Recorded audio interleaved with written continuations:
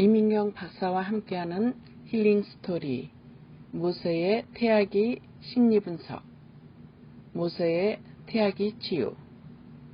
모세가 태어난 시기는 야곱의 아들 요셉을 알지 못하는 새 왕이 일어나 애굽을 다스린 때에 태어나게 됩니다.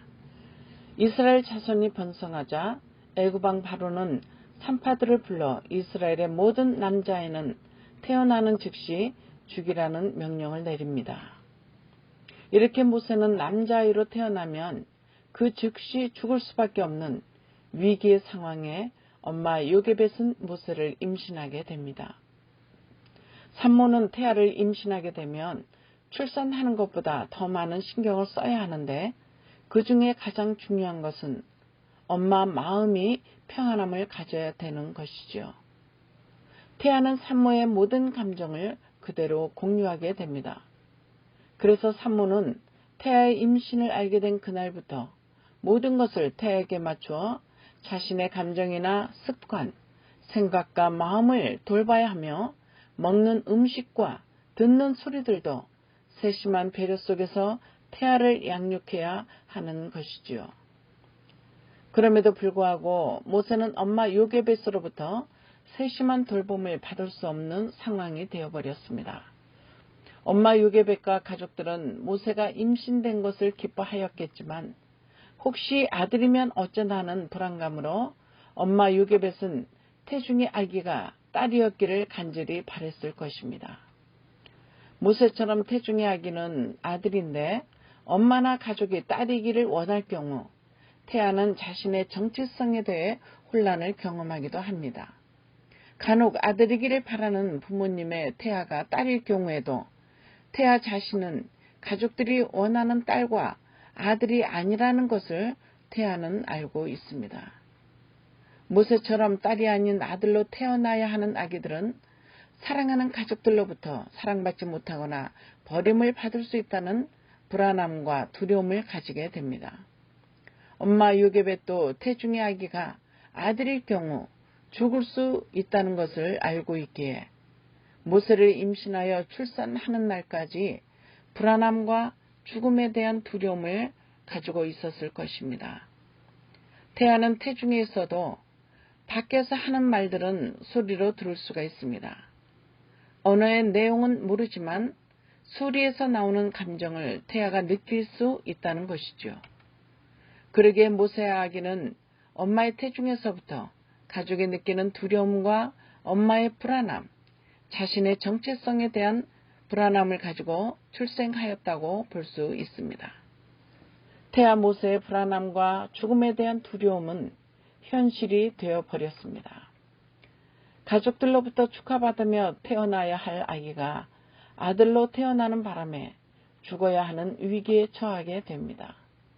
그러나 엄마의 지혜로 아기 모세는 엄마의 품 안에 있게 되었지만 3개월이 되면서 옹알이를 하게 되자 더 이상 숨길 수 없어 갈대 상자를 엮어서 그 속에 담아 나일강에 떠내려 보내게 됩니다. 엄마의 태중에 있을 때도 불안함 속에서 태어나야 했던 모세는 결국 가족들에게 버림을 받게 됩니다. 가족들이 원해서 아기 모세를 버린 것은 아니지만 태아는 그럴 수밖에 없는 상황들을 알 수 없기에 아기들은 환경에서 주어지는 대로 느끼고 생각하며 불안해하고 슬퍼하게 됩니다. 이렇게 태어나 가족들로부터 버림받은 아기 모세는 바로의 공주의 아들이 되어 왕자가 되었지만 자신의 정체성에 대해 표현하지 못하는 억압된 감정을 가지고 살아가게 됩니다. 대부분의 태아들은 엄마의 태중에서 함께 느꼈던 감정들은 성장하면서 하나의 성격이 되어버리기도 합니다. 모세처럼 태아기 때 환영받지 못한 채 태어나는 아기들이 성장하게 되면 대부분 자신의 정체성과 낮은 자존감, 열등감, 상실감, 거절감, 인정받고 싶어하는 욕구와 성격 장애 등 분노 조절 장애를 경험하게 됩니다. 또한 어떠한 환경에 의해 위기감을 경험하게 되면 태아 때의 불안과 두려움의 감정이 태아기 때에 억압되어 있다가 성장한 후에는 그대로 표현되어 버려서 자신도 통제할 수 없는 분노나 슬픔, 우울한 감정에 빠져 극심한 외상 후 스트레스 장애를 겪게 됩니다. 이와 같이 모세와 같은 엮이는 가정에서 태어난 사람들은 자신의 감정과 상관없는 감정을 가지게 됩니다. 태학의 상처로 인해 억압된 기억의 감정들은 환경과 사람들에 대한 왜곡된 인지를 형성하게 됩니다.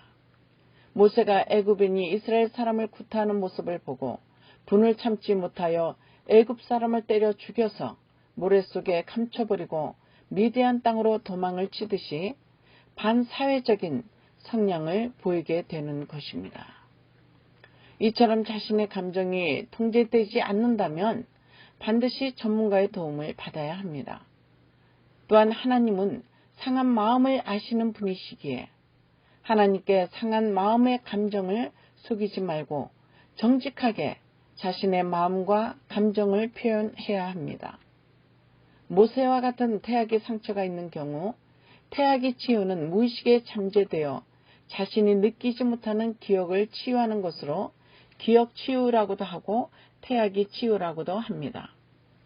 기억 치유를 통하여 태학의 감정을 느끼게 하므로 슬픔과 두려움, 불안과 우울함 등의 부정적이고 왜곡된 인지의 감정들을 치유하는 것입니다. 모세가 미디안 광야에 머무는 40년은 모세에게 있어서 하나님이 모세를 치유하시는 과정의 시간들이었습니다. 하나님은 모세를 애굽의 왕자로 쓰신 것이 아니라 이스라엘의 건강한 믿음의 사람으로서 이스라엘 백성을 애굽의 종살이에서 구원해낼 구원자로 치유하시고 훈련을 시키신 과정이었듯이 하나님은 우리의 모든 약함과 아픔과 상한 마음을 아시게 억압된 기억과 상한 감정에서 자유하기를 원하십니다.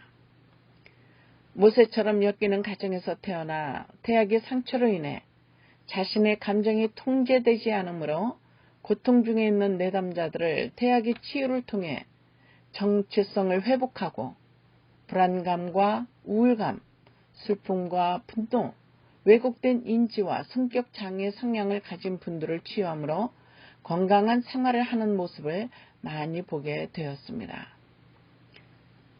모세처럼 죽음의 공포 속에서 태어난 모세가 이스라엘의 위대한 지도자로 세움을 받은 같이 상처는 또 다른 삶을 살아가게 하는 하나의 과정일 뿐입니다.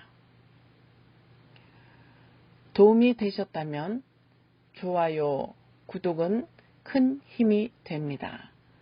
감사합니다.